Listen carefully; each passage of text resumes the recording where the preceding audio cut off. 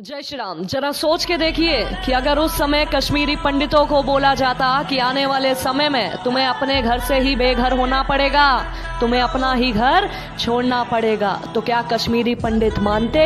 जी नहीं, वो हंसते। तेको पता है कुरान में क्या लिखा है?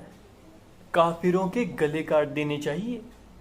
गली ब्रो, वो उनका रिलीजन है यार, जो करना है करने देना। देखो क्या है, अपन ही काफिर है। म्यूजिक। रुको जरा, सबर करो। देख भाई, तू ऐसे बातें करके ना हेट मत पिला। और सारे मुसलमान एक जैसे नहीं होते। हम सालों से एक दूसरे के साथ रह रहे हैं, हिंदू मुस्लिम भाई भाई। A few moments later.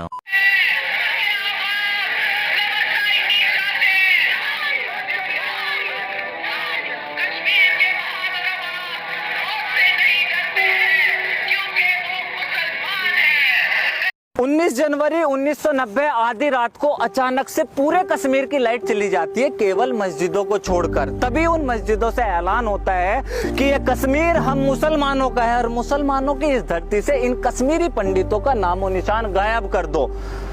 ठीक 2 दिन बाद पूरे कश्मीर से केवल 2 आवाजें आती हैं, गोलियों की, दूसरा बच्ची और औरतों की चीखों की। मुझे बहुत बुरा 19 जनवरी 1990 के दिन कश्मीर के पेपरों में यही छपा और लाउड स्पीकर से मस्जिदों से यही आवाज आ रही थी कि काफिरों, ये कश्मीर छोड़कर चले जाओ, कश्मीर हम मुसलमानों का है, हमें ये कश्मीर चाहिए काफिरों के बिना, लेकिन काफिरों की औरतों के साथ। फिर उसके बाद वही हुआ जो हजारों सालों से होता आ रहा है, काफिरों को बेरहमी से मारा गया, सैकड़ों मंदिर तोड़े गए, उनकी बहन बेटियों के साथ सामूहिक बलात्कार किया गया, लाखों हिंदुओं को अपने ही घर से भगा दिया गया, लेकिन पूरे देश में एक FIR तक दर्ज नहीं हुई। ये इनाम है आपके सेकुलर होने का। हिंदू 3,500 साल से इस देश में रह रहा है, आज तक कभी हिंदू राष्ट्र घोषित नहीं किया।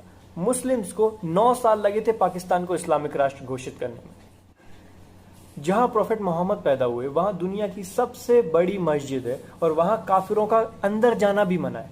और यहां जहां हमारे प्रोफेट नहीं, नबी नहीं, एक्चुअल भगवान मींस जो अल्लाह के बराबर है, श्री राम पैदा हुए, वहां उनका मंदिर बनाने के लिए हमारे ही देश के कोर्ट में लड़ रहे हैं कि आप परमिशन दे दो तो हम मंदिर बना ले प्लीज। ये इनाम है आपके सेकुलर होने का। जिस तरह बाबरी मस्जिद को गिराया गया करोड़ों हिंदू की तरह, मुझे भी वो तरीका सही नहीं लगा। लेकिन जब कश्मीर में हजारों मंदिरों को तोड़कर उनकी दीवारों पे ये लिख दिया गया कि यहाँ एक बार पेशाब जरूर करें, हजारों मंदिरों पर, सेकुलर भारत में सेकुलर सरकार के सामने किसी को कोई फर्क नहीं पड़ा। ये इनाम है आपके सेकुलर होने का। अपने ही देश में अपने ही घर से निकाले जाने पर भी लाखों कश्मीरी हिंदुओं ने हथियार नहीं उठाए और ना ही इस देश को जलाया, बल्कि उन्होंने अपने इस देश के कानून और संविधान पर भरोसा रखा कि उनको उनका घर वापस जरूर मिलेगा। लेकिन राम मंदिर के पक्ष में फैसला क्या आया, CAA NRC कानून क्या है, ये लोग कहते हैं कि इन्हें देश के संविधान और कानून पर भरोसा नहीं है और देश में आग लगा दी। ये इनाम है आपके सेकुलर होने का। कश्मीर में हजारों हिंदुओं की मौत पर चुप रहने वाले लोग एक तबरेज अंसारी की मौत पर पूरे देश को सर पर उठा लेते हैं कि ये देश मुस्लिम विरोधी है और इंटरनेशनल लेवल पर देश का अपमान करने की कोशिश करते हैं। ये इनाम है आपके सेकुलर होने का। दुख इस बात का नहीं कि कश्मीर से लाखों हिंदुओं को भगाने वाले, मारने वाले आतंकवादी थे। दुख इस बात का है कि वो आतंकवादी अपने आप को मुसलमान कह रहे थे और हमारे देश के सेक्युलर कीड़े कहते हैं कि आतंकवाद का कोई धर्म नहीं होता। तो फिर क्यों 26/11 के अटैक में कसाब में इनको हिंदू आतंकवादी नजर आ रहा था? हम आभारी है उन तुकाराम ओमलेकर जी के, जिन्होंने अपना बलिदान देकर हिंदुओं का सम्मान बचाया, वरना आज देश का हर एक हिंदू अपने माथे पर आतंकवाद का कलंक लेके घूम रहा होता। भगवान कसम, ये आज नागरिकता कानून आया तो पता चला ये भारत सेकुलर देश है। मैं भूल गया था कि बंटवारे के टाइम 1947 में तो संविधान था ही नहीं।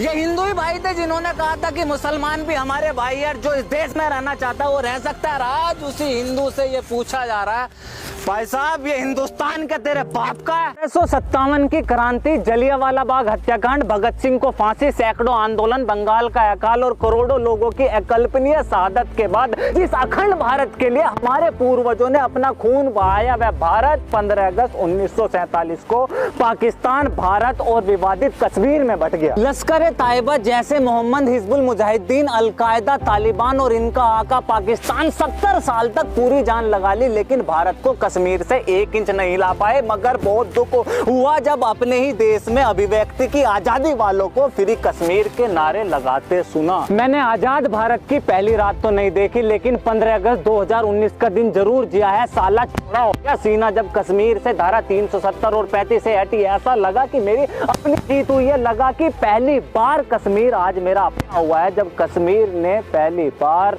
सही मायने में भारतीय संविधान की शपथ ली। खून बहाया अपना, एक बार नहीं बल्कि 47 की लड़ाई में, 65 के युद्ध में, 71 की सीज फायर में, 90 के आतंकवाद और 99 के कारगिल में मेरे देश के उस जवान ने उस कश्मीर के लिए जिसे भारतीय संविधान अपना अटूट हिस्सा बताता, उस पाकिस्तान से जो धर्म के नाम पर कश्मीर पर अपना हक जमाता। शहीद कैप्टन सौरभ कालिया, उम्र 22 साल, आंखें बाहर आते निकली हुई, शरीर के टुकड़ों पर कश्मीर, कश्मीरी पंडितों के घर पर पाकिस्तान, पाकिस्तानियों की नाजायज पैदाइश, उन पत्थरबाजों से बहाए भारतीय सेना के खून से आज हमें ये कश्मीर मिला है, किसी के बाप के फ्री कश्मीर के नारों से नहीं मिला। इन्हें फिक्र है कि कश्मीर में इंटरनेट क्यों बंद है, फिक्र है कि वहां मानव अधिकार छीने जा रहे हैं, मालूम नहीं है कि जम्मू कश्मीर लिबरेशन फ्रंट क्या है, मालूम नहीं है 1990 इंसर्जेंसी में आर्मी के साथ क्या हुआ, मालूम नहीं है कि 26/11 उरी, बालाकोट, पठानकोट में क्या हुआ, मालूम नहीं है कि कश्मीरी पंडित क्यों भगाए गए, मालूम नहीं है कि कश्मीर की आधी अधूरी विधवा कौन है, मालूम नहीं है कि 1 साल से कोई आतंकवादी